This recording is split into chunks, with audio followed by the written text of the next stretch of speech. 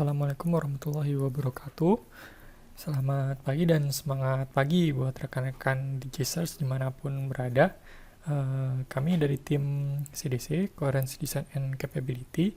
Pada kesempatan ini kami ingin sharing mengenai usulan kami yaitu standar definisi dan taksonomi. Dokumen ini adalah dokumen versi 1.0 yang kami update per 31 Desember 2015 kemarin. Agenda yang dibahas dalam dokumen ini terdiri dari 3 bagian. Yang pertama, background and benefit, yaitu apa yang mendasari perlunya dibuat standar definisi dan taksonomi, serta apa manfaat yang didapat. Yang kedua, dibahas mengenai definisi dan konsepsi, yaitu berisi definisi dari berbagai kata-kata penting dalam lingkup transformasi digital di Telkom, beserta konsepsi dari kata-kata tersebut ketika digunakan dalam lingkup Telkom Group. Dan yang ketiga, yang terakhir, yaitu mengenai taksonomi, yaitu lebih lengkapnya digital times taxonomy, di mana ini akan sangat penting dalam membantu proses mendesain ekosistem digital di DDS. Pertama, background and benefit. Kenapa standarisasi definisi dan taksonomi itu penting? Dalam proses transformasi digital yang dilakukan oleh Telkom, banyak sekali ditemukan istilah-istilah baru yang diadopsi secara berbeda-beda di tiap unit di internal Telkom.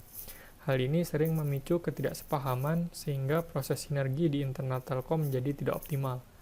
Coba tanyakan kepada rekan-rekan di luar unit Anda atau bahkan ke rekan satu unit Anda tentang beberapa istilah seperti coherence, disruptive, atau ekosistem digital. Masing-masing pasti memiliki jawaban yang berbeda-beda.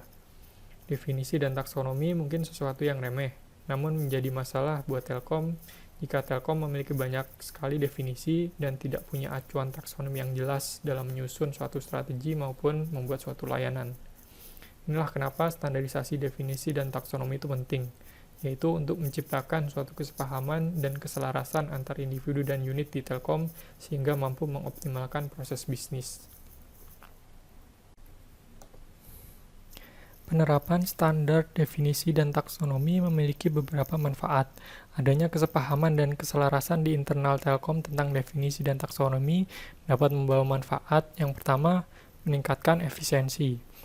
Pernah ada satu kasus di Microsoft di mana para pekerjanya itu menghabiskan 25-35% waktu pekerjanya untuk mencari informasi.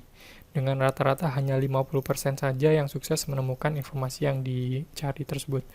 Hal ini mendorong Microsoft untuk membuat suatu taksonomi, dan efeknya ternyata langsung didapatkan secara signifikan. Rata-rata penurunan jumlah klik sebesar 62% dan peningkatan kesuksesan pencarian informasi sebesar 11%. Jika dikonversikan ke uang, Microsoft berhemat sekitar 8.000 euro per pegawai per tahun hanya dengan membuat satu standar definisi dan taksonomi. Yang kedua, manfaatnya adalah mengurangi resiko. Seringkali kita menghabiskan waktu melakukan pencarian informasi, namun tidak mendapatkan informasi yang dicari, atau sering juga kita menemukan informasi yang salah. Hal ini sangat mengganggu proses bisnis perusahaan. Adanya definisi dan taksonomi akan mempermudah dan mempercepat pencarian informasi dan menghindari risiko kesalahan penggunaan informasi. Yang ketiga, manfaatnya adalah menaikkan level competitiveness. Memiliki standar definisi dan konsepsi sangat membantu untuk menghilangkan miskonsepsi dalam segala hal yang kita tawarkan ke klien atau pelanggan. Dalam menyusun penawaran ke pelanggan dapat dilakukan dengan mudah, cepat, dan sesuai, sehingga meningkatkan expertise dan level competitiveness kita di mata pelanggan. Yang keempat, manfaatnya adalah repurposing. Jika suatu informasi dapat diklasifikasikan dengan baik dan benar, maka klasifikasi tersebut dapat digunakan sebagai landasan yang kuat dalam membuat material yang lainnya. Memastikan bahwa suatu informasi dapat ditemukan kembali, dapat memberikan efisiensi dalam mengakses suatu informasi, dan juga dapat mencegah reinventing the wheel. Adapun rekomendasi penggunaan dokumen standar definisi dan taksonomi ini, dokumen ini dikembangkan dan diupdate oleh tim CDC, Coherence Design and Capability, yang kemudian mempropose dokumen ini untuk bisa di-approve sebagai dokumen resmi di DDS. Sekaligus, dokumen ini untuk diinternalisasi sebagai acuan dalam pengembangan ekosistem dan juga riset di DDS. Dokumen ini juga nantinya dapat pula diusulkan ke level Direktorat ISP untuk mendukung berbagai kebijakan terkait di Telkom Group. Selanjutnya kita masuk agenda yang kedua, yaitu definisi dan konsepsi. Untuk definisi dan konsepsi ini digunakan framework Golden Circle yang dikemukakan oleh Simon Sinek. Kata-kata yang didefinisikan dan dikonsepsikan dalam dokumen ini dikelompokkan ke dalam 3 layer lingkaran. Yang paling dalam adalah why, kemudian how, dan yang terluar adalah what. Yang masuk layer Y adalah kata-kata yang berhubungan dengan prinsip kenapa Telkom harus melakukan transformasi digital. Contohnya adalah kata digital, experience, dan disruption. Kemudian layer how adalah kata-kata yang berhubungan dengan bagaimana Telkom sebaiknya melakukan transformasi digital. Contoh kata dalam layer ini adalah kata coherence dan kata digital mastery. Kemudian untuk layer yang terakhir yaitu layer what, kata-kata dalam layer ini berhubungan dengan apa saja yang perlu dilakukan untuk bertransformasi digital. Bagian layer what ini tidak dimasukkan dalam dokumen ini karena akan didefinisikan di masing-masing bagian atau unit di Telkom Group berdasarkan pedoman di layer Y dan how-nya. Inilah daftar kata atau istilah yang memberikan gambaran fundamental mengenai transformasi digital Telkom. Seperti disebutkan sebelumnya, kata atau istilah ini dikelompokkan ke dalam why dan how, dan diturunkan berdasarkan klasifikasi dan adopsi kata yang sesuai. Kata-kata dalam layer Y sangat berkaitan erat dengan frase King of Digital, yang merupakan visi atau goal dari transformasi digital Telkom. Sedangkan kata-kata dalam layer how berkaitan dengan frase strategi konvergensi dan digital behavior strategy, di mana kedua frase ini adalah cara Telkom untuk mencapai King of Digital. Untuk kata-kata dengan highlight biru adalah kata-kata mengenai taksonomi yang nanti detail wujudnya akan disampaikan secara khusus pada agenda ketiga. Dalam menjelaskannya, kami mengklasifikasikan istilah berdasarkan tingkat pemahaman, yaitu ada 4 kelas, di antaranya kelas 1 mengenai terminologi umum, kelas 2 mengenai terminologi umum untuk industri, kelas 3 mengenai referensi buku, dan kelas 4 mengenai hasil penyusunan tim Kostrat. Masuk pada kelas 1, ada 6 istilah di dalamnya, namun kami ingin mendetailkan mengenai digital dan coherence. Digital, secara definisi, merupakan sinyal elektris yang dihadirkan dalam format diskrit 0 dan 1. Secara konsepsi di Telkom, digital merupakan segala fungsi sosioekonomi yang berbasis internet. Produk dan layanan yang berbasis internet inilah yang disebut sebagai digital. Coherence, secara definisi, merupakan suatu kondisi di mana semua elemen saling mendukung dan tertata secara logis dan efektif. Secara konsepsi, Telkom ingin menata komponen-komponen, baik itu people, proses, tools, and product, di dalam perusahaan secara logis dan efektif untuk mencapai tujuannya.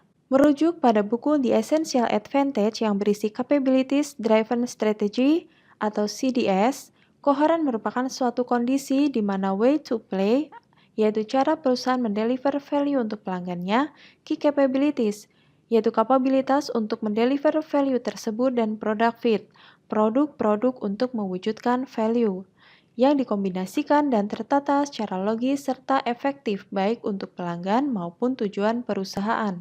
Telkom yang coherence adalah kondisi di mana sangat jelas bagi pelanggan value yang diterimanya dari Telkom dan juga jelas kemampuan yang dimiliki Telkom untuk mendeliver value tersebut. Masuk kelas 2 ada 8 istilah, namun kami ingin mendetailkan mengenai digital transformation dan digital ecosystem. Digital transformation secara definisi merupakan proses perubahan perusahaan dari sisi bisnis atau korporasi yang dilakukan dengan menyesuaikan kecenderungan customer terhadap teknologi digital secara keseluruhan sehingga meningkatkan kinerja perusahaan. Secara konsepsi, Telkom ingin tetap tumbuh dan terbaik di industrinya. Karena dunia global sudah mengarah pada teknologi digital, maka Telkom harus berubah secara korporasi, baik itu proses bisnis, struktur, dan cara berkomunikasi antar pegawai, juga secara bisnis, yaitu cara berjualan, produk yang dijual, dan cara melayani pelanggan ke dalam teknologi digital. Pada digital transformation, transformasi bisa dikategorikan dalam 2 hal, yaitu corporate transformation, di mana Telkom sebagai corporate Yang saat ini menjadi beginner kemudian akan bertransformasi menjadi digital master. Kategori kedua yaitu Business Digital Transformation, yang di dalamnya ada dua hal. Yang pertama, Telkom sebagai digital technology provider, di mana saat ini berawal dari internet provider bertransformasi menjadi digital enabler and bandwidth provider. Dan juga yang kedua, Telkom sebagai digital service provider, yang saat ini belum sebagai digital service, bertransformasi menjadi digital service provider. Pada telco ada 2 dan 3 mazhab yang umum dalam digital transformation sebagai pendekatan. Yang pertama yaitu digital transformation on business level. Contohnya yaitu Singtel, di mana driver utamanya adalah core process atau BISPRO dan structure. Kemudian yang kedua yaitu digital transformation on corporate level. Contohnya adalah Telstra, di mana driver utamanya adalah culture dan sistem. Dan yang ketiga adalah digital transformation on both corporate and business level. Dan inilah Telkom, di mana driver utamanya adalah culture, system, core process, dan structure yang berubah menyesuaikan dengan dua fokus strategi tersebut.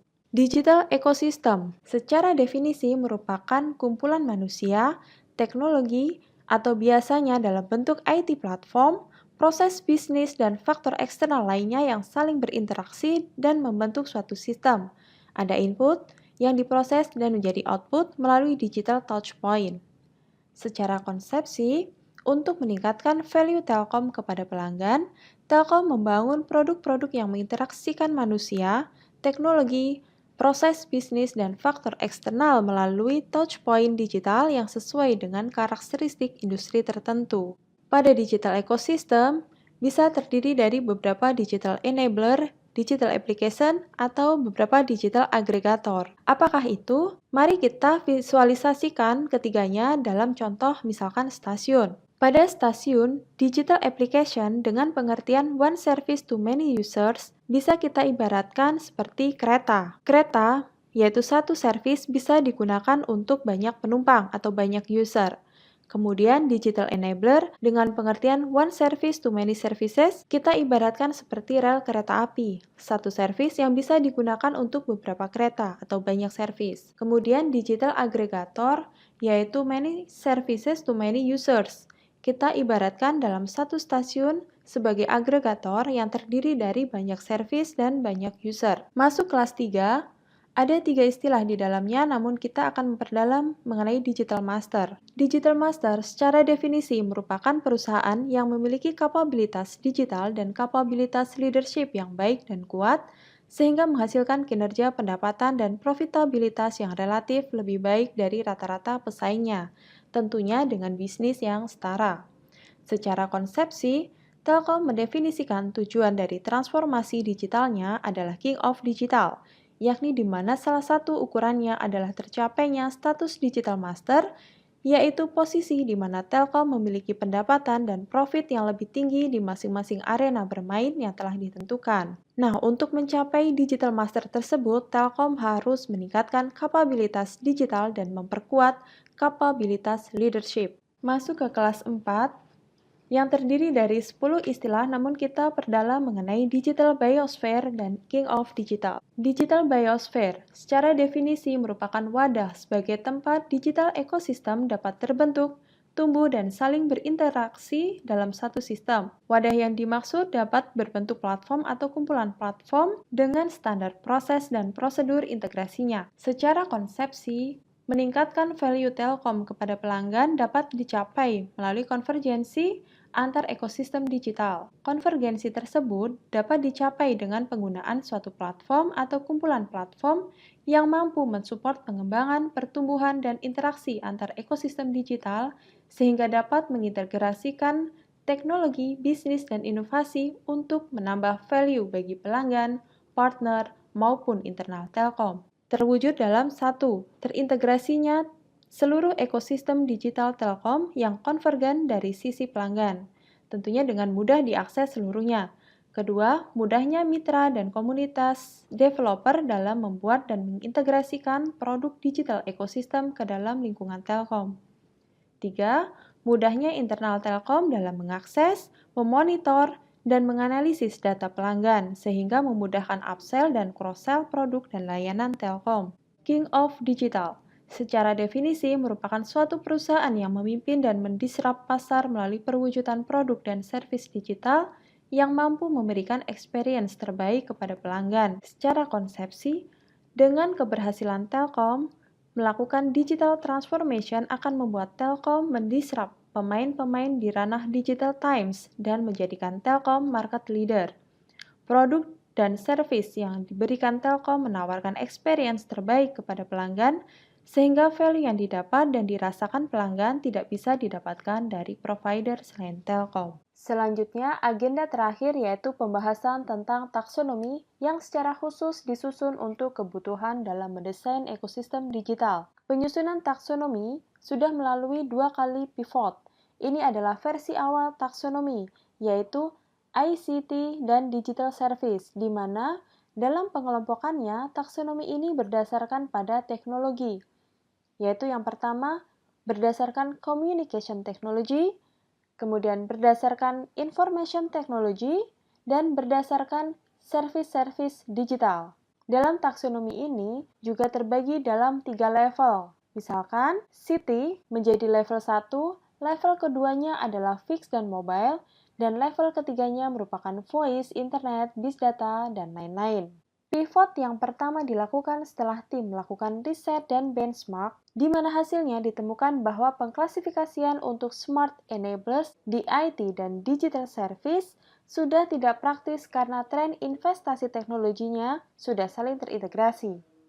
Beberapa referensi dari beberapa konsultan ternyata belum bisa diadopsi untuk mempivot taksonomi, sehingga diputuskan melakukan klasifikasi berdasarkan lingkup experience user menjadi digital enablers, digital service, dan digital aggregators, di mana ketiganya merupakan platform-based service yang menggabungkan IT hardware, IT software, dan IT service. Dan ketiganya ini merupakan level 2 dari digital ecosystem. Pivot kedua dilakukan setelah pembentukan divisi digital service, sehingga menjadikan lingkup term digital service menjadi lebih luas. Sebelumnya, digital service merupakan level 2 dari digital ecosystem. Kemudian setelah di-pivot, digital service di-update menjadi digital application, di mana skopnya digital service menjadi lebih luas melingkupi digital produk dan service, termasuk dalam digital ecosystem. Perubahan ini selaras dengan tugas dan fungsi DDS yaitu Digital Capabilities Improvement dan pengembangan digital product dan service. Berikut ini adalah taksonomi paling update yang dapat dijadikan acuan, yaitu Digital Times Taxonomy. Digital Times Taxonomy diklasifikasikan menjadi CT, Communication Technologies, IT Information Technologies, dan DE, Digital Ecosystem. Dilihat dari sisi bisnis, klasifikasi CT, IT, dan DE dapat dibedakan berdasarkan spending ICT pelanggan. Spending CT dan IT merupakan spending yang memang dialokasikan oleh pelanggan untuk belanja ICT. Misalkan beli paket data internet, kemudian biaya langganan internet, mobile data, dan lain-lain. Sedangkan untuk DE, spending yang dikolek adalah spending non-ICT pelanggan. Misal beli tiket pesawat secara online, beli baju lewat e-commerce, sehingga spending yang dilakukan pelanggan non-ICT namun dibelanjakan dengan memanfaatkan teknologi digital. Dan portal tiket online serta e-commerce ini diklasifikasikan dalam digital ecosystem. DE sendiri diklasifikasikan menjadi digital enablers, digital application, dan digital aggregator. Yang ketiganya berbasis platform IT. Sebagai catatan, dalam taksonomi paling update ini belum dimasukkan media bisnis atau bisnis konten. Ini rencananya menjadi bahan update untuk versi taksonomi selanjutnya. Berikut ini lebih detail mengenai penjelasan masing-masing taksa. Masing-masing dijelaskan dalam format produk dan service, level, definisi dan source, serta exclusion, yaitu konteks yang masih berhubungan namun di luar skop definisi. Contoh detail mengenai UC berikut. Misalkan, produk dan servisnya untuk UC disebutkan Unified Communication and Collaboration Services, levelnya level 3, definisinya adalah hardware, software, dan service, biasanya disebut platform UC, di mana ketiganya saling terintegrasi untuk mendeliver berbagai fungsi, kolaborasi, dan komunikasi termasuk di dalamnya voice, messaging, instant messaging, audio dan video conference, serta sharing file. Beberapa platform UC ada yang terintegrasi dengan contact center atau CRM dengan definisi melingkupi juga UC berbasis cloud. Source mengenai UC diambil dari data IDC yang di-adjust. Untuk exclusion-nya, layanan komunikasi yang berdiri sendiri atau collaboration apps yang masuk dalam digital application, tidak termasuk dalam kategori UC. Nah, inilah tim penyusun dari standar definisi dan taksonomi pada dokumen ini. Bila mana ada pertanyaan, silakan menghubungi salah satu kontak berikut. Demikian, terima kasih. Semoga standar definisi dan taksonomi membantu dalam bisnis Telkom. Sampai jumpa.